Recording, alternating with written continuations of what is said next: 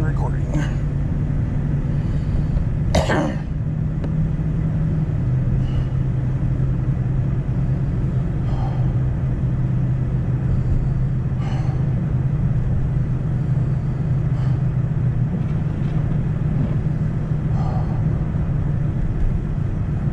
Boy, solid state hard drives have really come down. That 860 Evo on Newegg dropped from 167 last night to this morning it was 127. I mean, a terabyte though. I mean, considering that same hard drive in July cost almost 240 bucks. So it's dropped over 100 bucks in less than 6 months. Well, the market is dropping on RAM and hard drive prices, and then there could be sales on as well. But dang, that's pretty damn good deal. And even a 2 terabyte one, I think is just under 300 bucks, like 294, which before was almost 400 bucks. Just about a couple days ago, actually. Of course, a 4 terabyte one hasn't come down at all. It's still up at almost 800 bucks, but still. The fact that they exist. Oh yeah, well, I'm not talking about the fastest memory, but I mean, they're probably the fastest 2.5 inch one you can buy. Now, if you can start going NVMe, then you're still up in the $250 range for a terabyte drive. But the concept that there's even that's just fast. Terabyte drive. Oh yeah. And that they. But stuff that's running the NVMe M.2 stuff, that stuff is just stupid fast. Like 3,400 read and like 2,700 write. This is for solid state. Yeah. At a terabyte, I would say at a terabyte is 250 bucks. I would say that's going to replace the. Oh yeah. Shortly. Now, long-term lifespan, your regular hard drive still has better long-term, but yeah, like a lot of them, you keep another hard drive on you keep a big hard drive for all your media, your files, and everything you use for like long-term storage or something. And then you use your SSD, as your main part of your operating system for all your video editing, gaming, all the fast stuff, file transfer stuff. I mean, that's just insane fast stuff. They're going to be solid and long. Yeah. The only thing I don't like about the solid state stuff is if that drive goes, everything on it's gone with it. No way to recover. No, as far as I know, there's no way to recover it. If it tanks, it's done. As far as I know, that's how it is. Because it doesn't have like platters and stuff where you could possibly, if you had enough components of that drive from other drives, you might be able to get that thing to spin off data. Now, I don't know. I'm not a data recovery expert, so I don't know. Maybe there's a way to get the data off, but as far as I've heard, is if your solid state goes, you're done, and all the files on it. As far as I know, hard drives are a little bit more forgiving than mechanical ones. They're fairly reliable. Well, like that one guy says is, even if you're chunking metal. There's the option to do the freezer test. Yeah. Now, I don't really if that's a real good method, but it does work. it could possibly work. Maybe. I've heard some people where they talked about they put them in the ovens, which I just found like, what? But I guess in some rare circumstance somehow that it works, I guess. It's the same thought. It's the same thought when you hear a freezer. I'm like, Well, I've seen the freezer work on stuff. yeah, but yeah, it's a really last resort thing. Yeah. It'd be better just to send it into some data recovery expert at that point. If you're at that stage.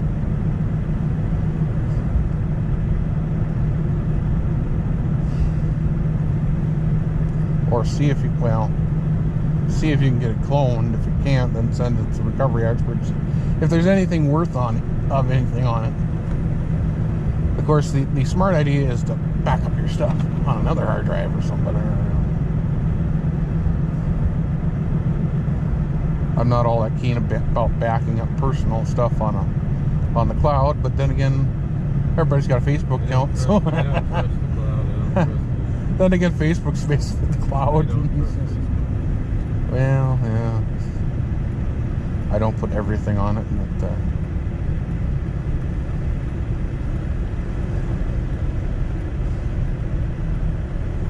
And YouTube could be considered a cloud too. Yeah, my 3200 videos are on YouTube.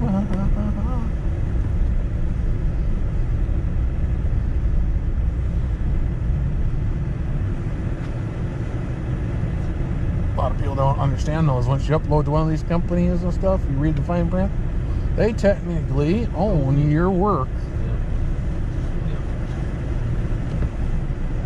Well, a lot of people don't understand that.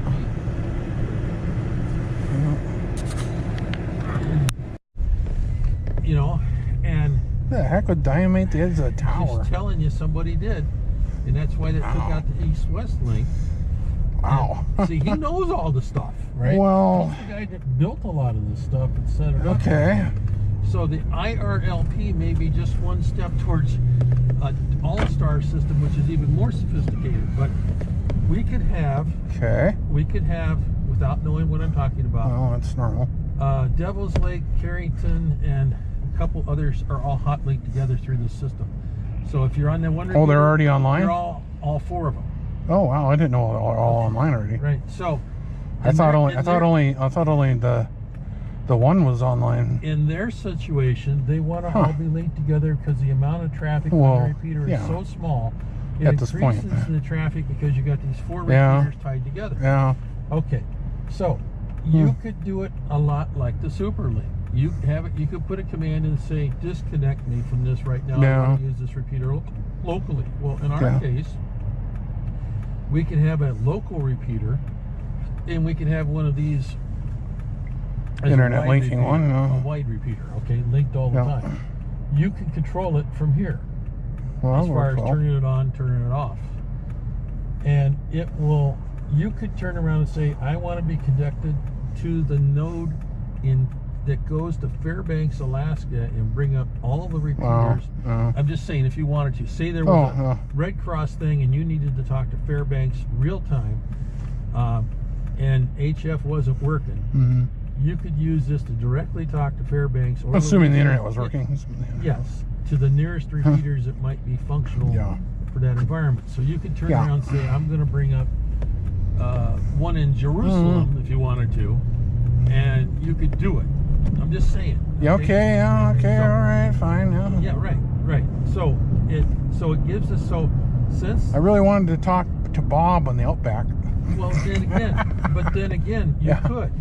And the wire system with the ASU does a similar type of thing.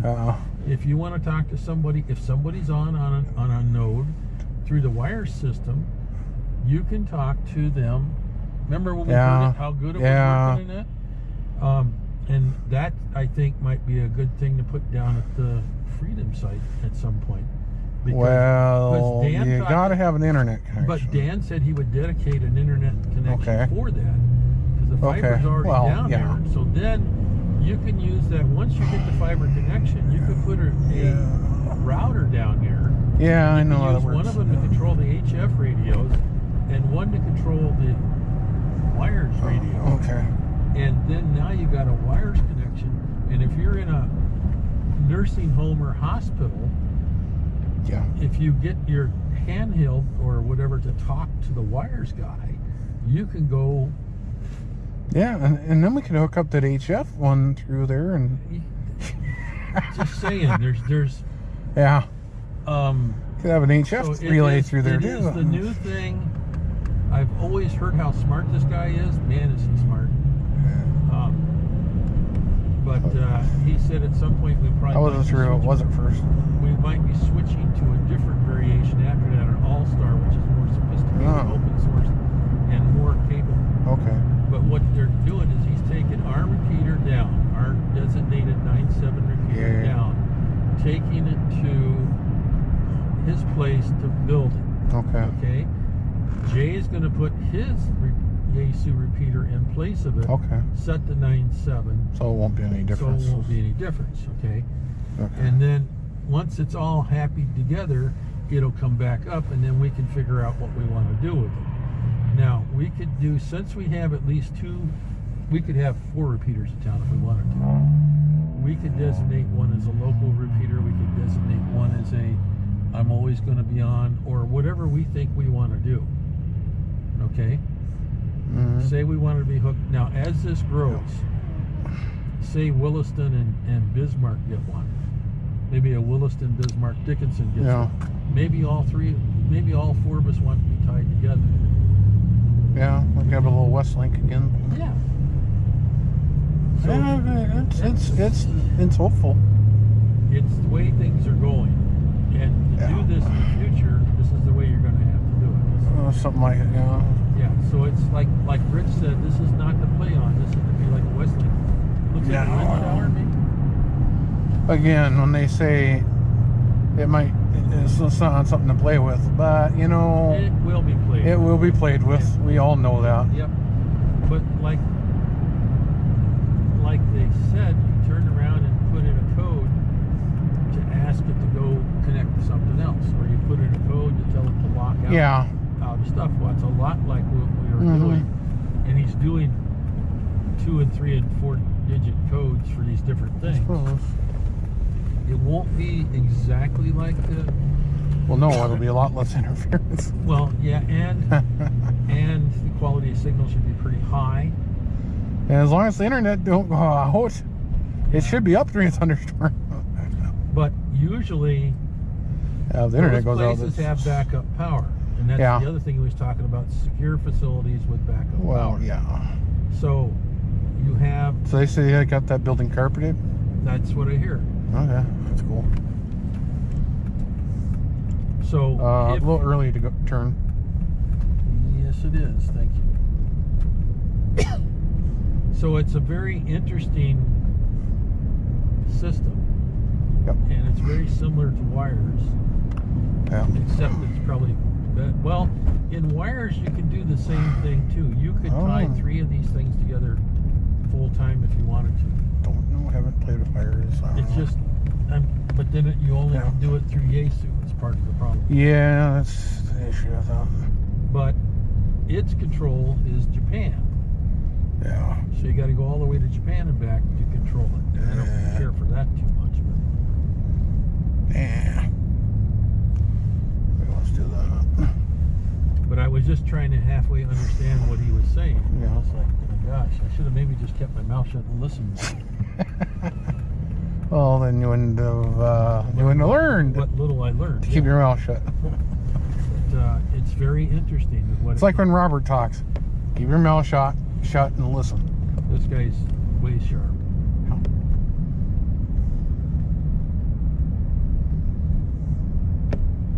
This guy meant let you look over his shoulder, though. Maybe. Yeah, yeah.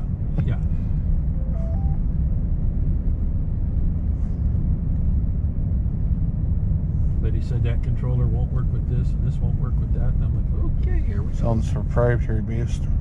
Well, there's a whole bunch of things involved that we don't understand. Well, I can understand him wanting to keep it a certain way.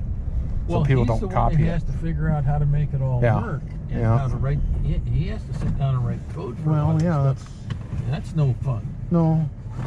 At all. Nope. Oh, the joys of technology.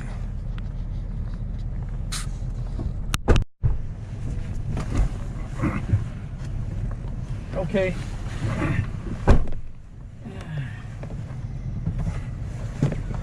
Once we get home, we'll lower that center arm and just slide it forward. Yep.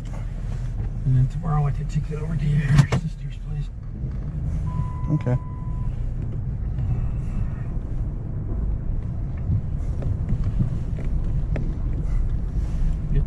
GPS, and there we were.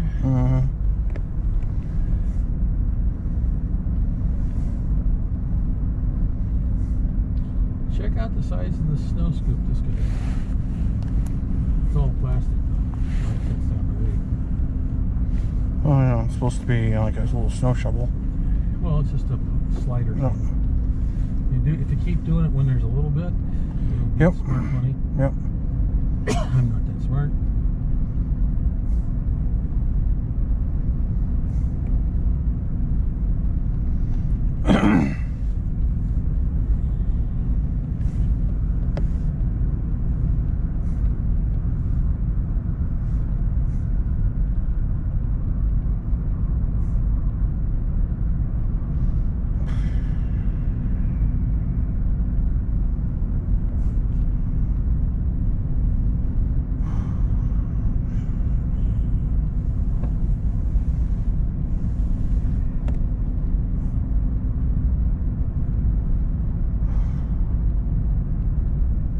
So Bill's going to pick up our 197, take it back to him. Yep, that's what you said.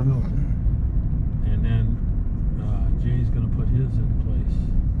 Okay. So we should still be up. Good afternoon. Welcome to stop. AJW procedure.